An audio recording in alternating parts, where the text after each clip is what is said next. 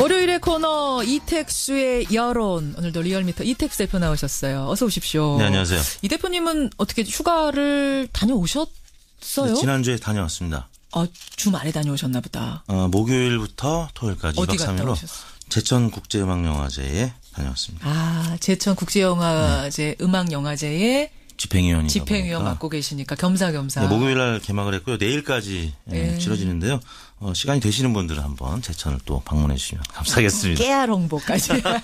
제천 이게 국내로 가는 거 좋아요. 정말 숨은 네. 곳이 많아요. 그러고 보면. 그 청풍명월이라고 하죠. 아주 호수가 너무 아름답고 또 의림지도 있고요. 예, 누구랑 같이 가셨어요? 와이프랑 갔습니다. 야, 더 좋으셨겠네요. 그래서.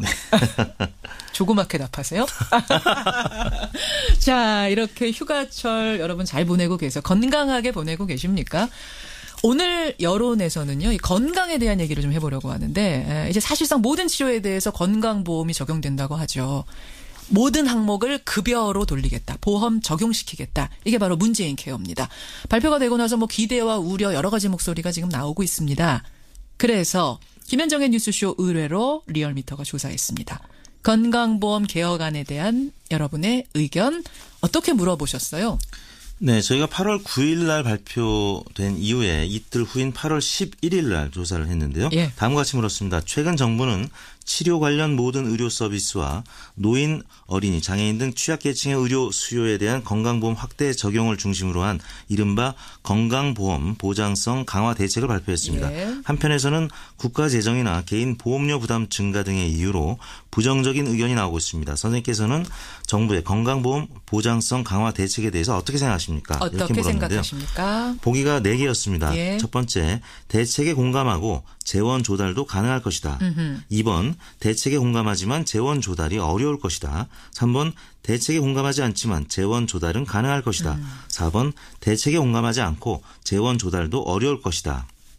이렇게.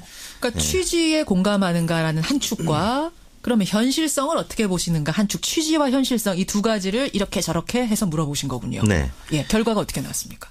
대책에 공감하고 재원 조달도 가능할 것이다라는 두 가지 모두 긍정적으로 응답한 비율이 40.4%로 가장 높았고요. 예.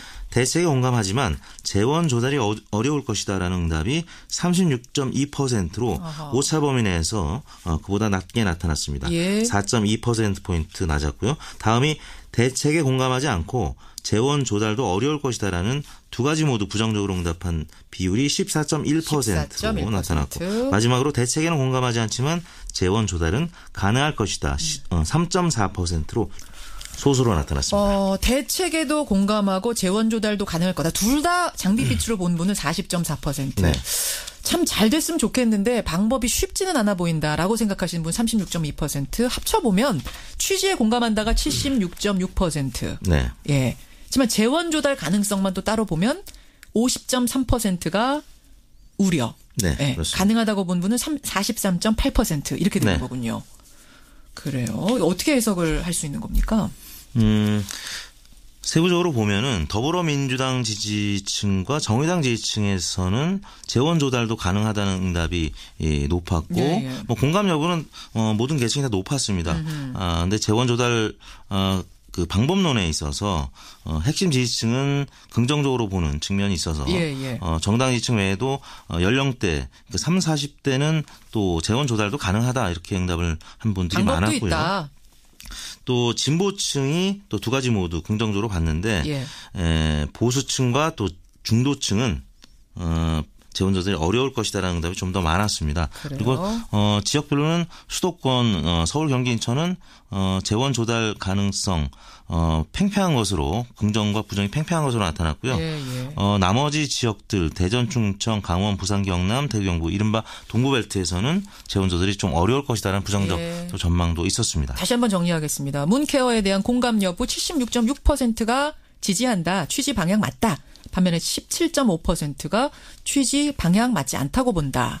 재원 조달 가능성에 있어서는 50.3%가 재원 조달이 좀 어려워 보인다. 43.8%는 재원 조달도 가능하다. 이렇게 나왔습니다.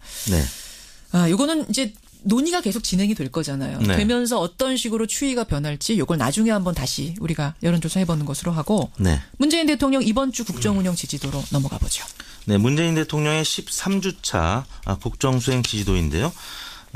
지난주 대비 0.7%포인트 하락한 71.8%로 나타났고요. 부정평가는 21.3%로 지난주 대비 0.4%포인트 오른 수치를 기록했습니다. 추이를 좀 보면요. 한 4주 정도 볼게요. 72.4, 74, 72.5, 그리고 이번 주에 71.8이 됐습니다. 네. 하락의 원인은 뭐라고 분석하세요? 이번 주에는 북한 미사일 발사로 조성된 안보 불안감. 역시 북한. 두 번째는 박기영 과학기술혁신본부장 인사 논란이 이어지면서 소폭 하락한 것으로 보이는데요. 네. 물론 주중에는 문재인 대통령이 가습기 살균제 피해자에 대한 공식 사과 관련 보도가 있었고요. 만났었죠. 네.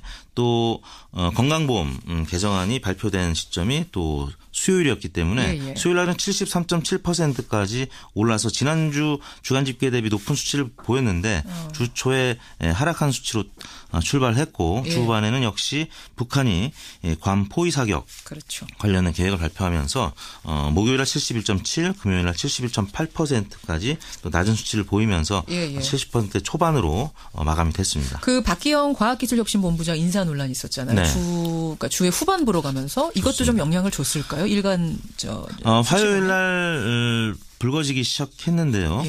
가장 낮았던 것이 목요일 날 71.7%까지 떨어졌는데 화요일 날 71.4%가 주간으로는 가장 낮았는데 그날 박기영 교수의 인사 논란이 있었거든요. 그날이군요. 가장 악재로 작용했던 것이 사실인 것 같습니다. 그래요. 북한 이슈, 박기영 이슈 두 가지가 하락의 원인. 반면에 문재인 케어 발표하던 날은 상승. 그렇습니다. 그래서 결과적으로는 71.8% 지난주 대비 소폭 하락하는 모습으로 마감을 했습니다. 0.4%포인트 하락이니까 뭐 큰 변화는 없었죠. 그러네요. 여전히 70%를 유지한다는 것 자체가 또 굉장히 높은 수치를 기록하고 있다고 봐야 될 것 같습니다. 정당 지지도는 어떻게 됐어요?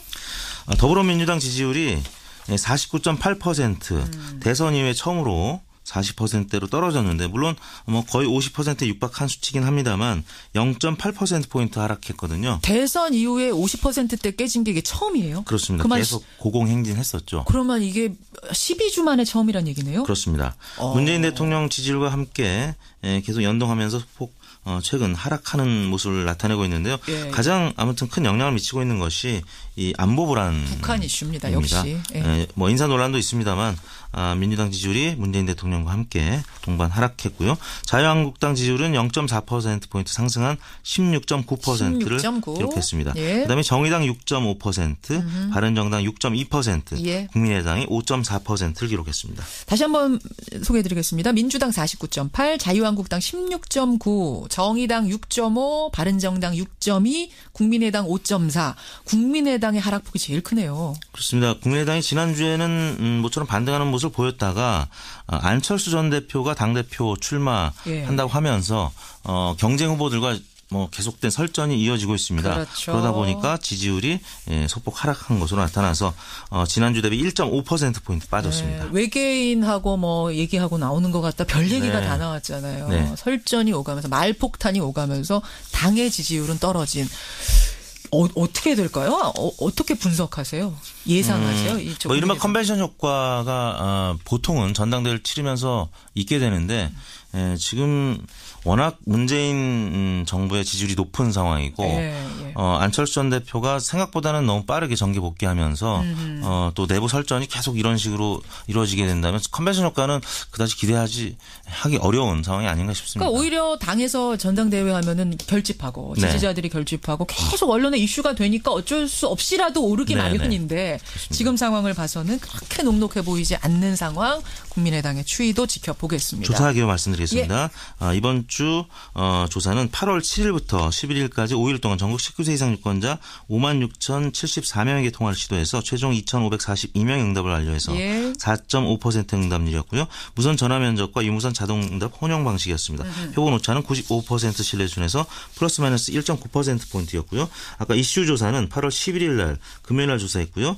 응답률은 5.3%, 조사 방법은 같았고 표본 오차는 95% 신뢰 수준에서 플러스 마이너스 4.4%포인트였습니다. 여기까지 이번 주에 여론 리얼미터 이택수 대표 수고하셨습니다. 네, 감사합니다.